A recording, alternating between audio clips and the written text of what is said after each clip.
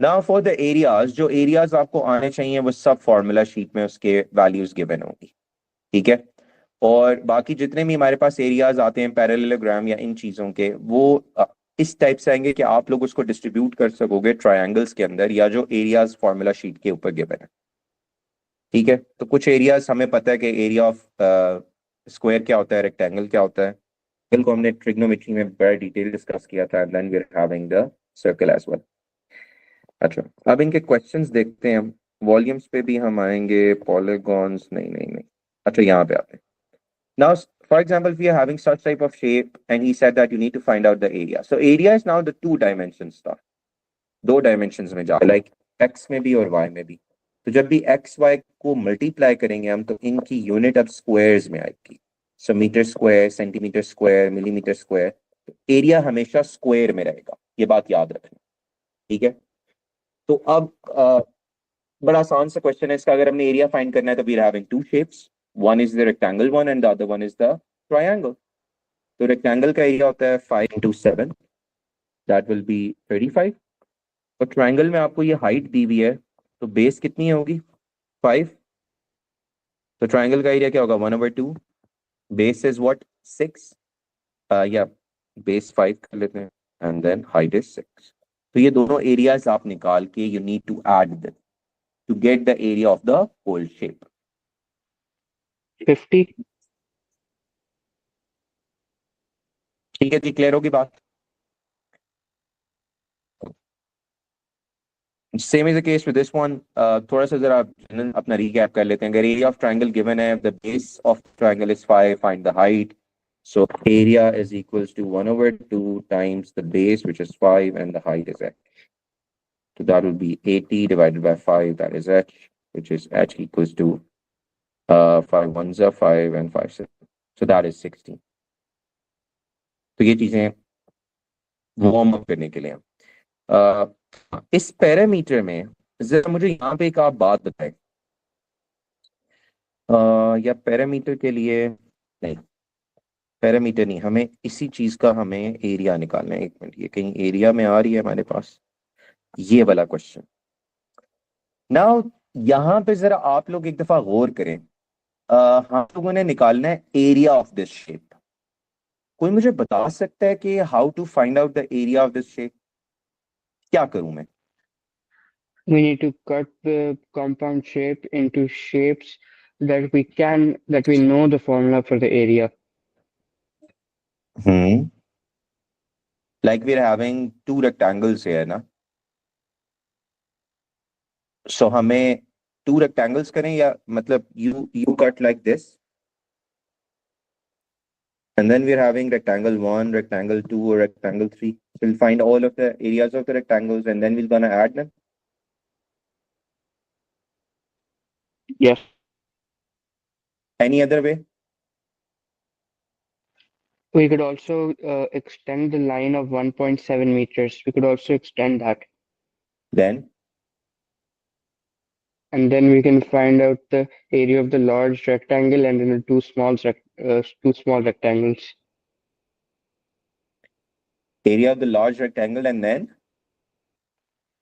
Area of the two small ones on top. okay.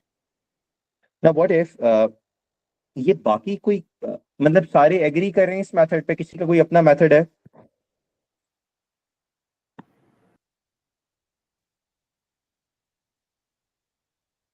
Sir हम ऊपर से काट सकते हैं। क्या करूं? ऊपर से काट सकते हैं। ऊपर से काट के क्या करूं? मुझे मैथमेटिकल वे में बताओ। काटने का यहाँ पे किसी को क्या पता क्या काट रहा हूँ? उसमें भी फिर हमें 3 रेक्टेंगल्स मिलेंगे। देखें, अब एक बात गौर कीजिएगा, यहाँ पे वो कुछ क्वेश्चन इस तरह के देते हैं जिसमें, जी जी फातिमा, मैं बात कर रही हूँ। जी जी अच्छा आप बताएं। 0.9 इंटू 1.7 करके जो उसका एरिया आएगा, और बड़े रेक्टेंगल का जो एरिया आएगा उसमें से उसको माइनस कर दें। या बिल्कुल, मैं इसी तरफ लेके आना चाह रहा था। देखें, हमारी अप्रोच ये होती है कि हमारा जो डेजिग्नेटेड शेप बनी हुई है वो शेप हम उसको डिस्ट्रीब्यूट करके ऐड अप करें। तो हमारी मेंटालिटी इस पे जा ही नहीं रही होती कि आप अगर बड़ा रीजन, जैसे तक अगर हम ये लाइन लगा लें, तो will be having over full rectangle here, the bigger one, and then we need to subtract this part only. अगर मैं इसका एरिया निकाल के सब्ट्रैक्ट कर दूं तो I will get my answer. जो बाकी भी मेथड्स हैं दे आर 100% करेक्ट, मैं उनको गलत नहीं कह रहा, लेकिन इस चीज पे भी गौर करना है क्योंकि अक्सर वो कुछ डायमेंशंस रोक लेगा और आपको कहेगा कि एरिया निकाल के बताएं, तो फिर वहां पे आप एजम्पशंस दे रहे होंगे कि अच्छा ये 1 है तो कुछ और भी 1.7 होगा, तो वो हमारा गलत हो जाएगा सिलसिला। ठीक है, जिस तरह यहाँ पे मसला क्या है, मैं अगर एक बात बताऊं, बल्कि इधर बड़ा विजिबल मसला है। अगर हम, मुझे आप बताइएगा मैं इसमें क्या गलती करूंगा। अगर मैं पहले मेथड से जाता, मैं इसको एक रेक्टेंगल बनाता, इसको भी रेक्टेंगल बनाता और तीसरे को भी बनाता। मुझे बताएं कि how to find out the length of this thing, ये लेंथ कैसे निकालूं, ये वाली और ये वाली, दसो जी। 4.8 minus 1.7, and then you divide the answer by 2. Exactly, that's where you are wrong. How do you know that both of these rectangles lengths are literally equal? How do you know this thing? Is it mentioned? No, यहाँ कुछ भी mention नहीं है। सो मैं ये method नहीं opt कर सकता।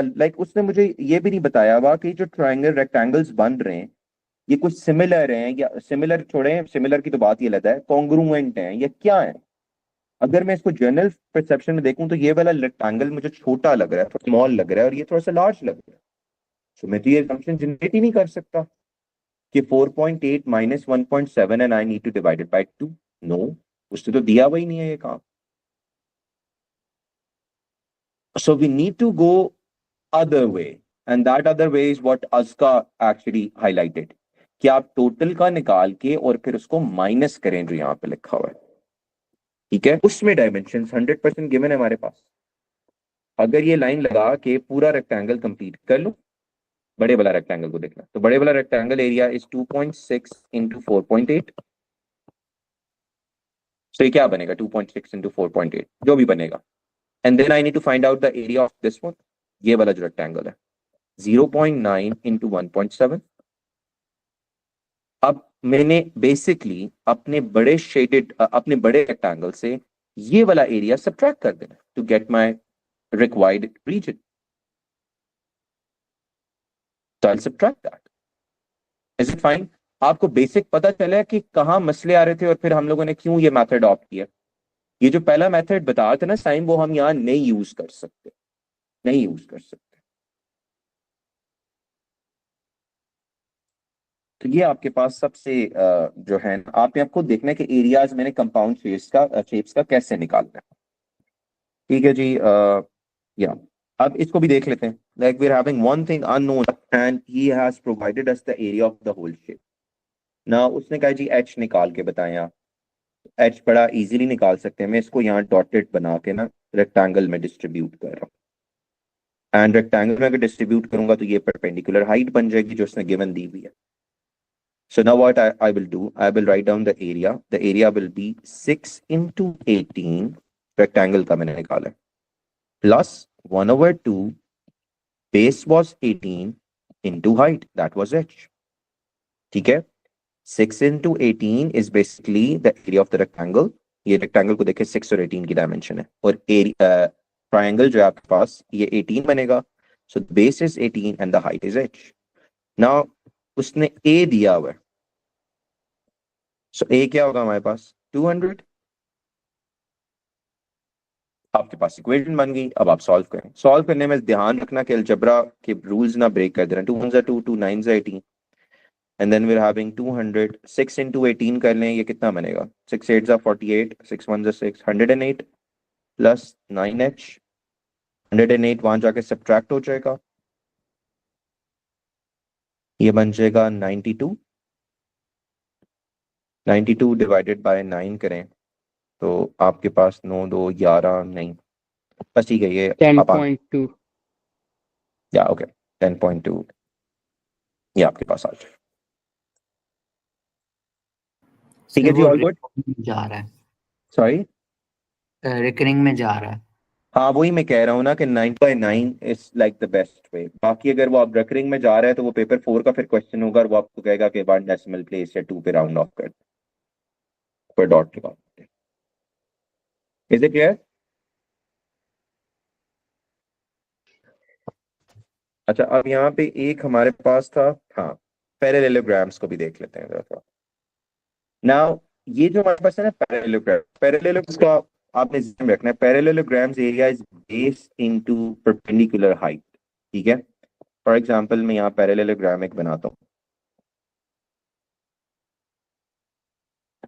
Correct, this is a parallelogram. तो पैरेललोग्राम का बेस आपके पास ये आ जाएगा and the height will be the perpendicular height. Okay, area of parallelogram क्या बनेगा?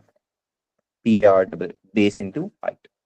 ना इस फॉर्मूले को यूज करते, फॉर्मूला अपने पास मेंशन कर लो, कहीं लिख लो, कॉज ये मेरे ख्याल से आपकी फॉर्मूला शीट में नहीं है। तो इस फॉर्मूले को यूज करते हुए मैंने इस पूरे जो साइन बना हुआ है इसका एरिया निकालना है। सो एरिया ऐसे निकाल सकता हूँ, लाइक मैं इसको डिस्ट्रीब्यूट कर देता हूँ 2 में। अब जब डिस्ट्रीब्यूट 2 में करूंगा तो आप देखेंगे 2 कॉन्ग्रुएंट पैरेललोग्राम्स है। क्यों? द टोटल हाइट वाज 38.2, यही बात है ना। 1 की हाइट कितनी दी हुई है? 19.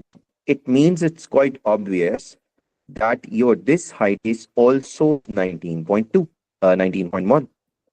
दोनों की हाइट को ऐड अप करके ही 38.2 आ रहा है। बात समझ में आ रही है?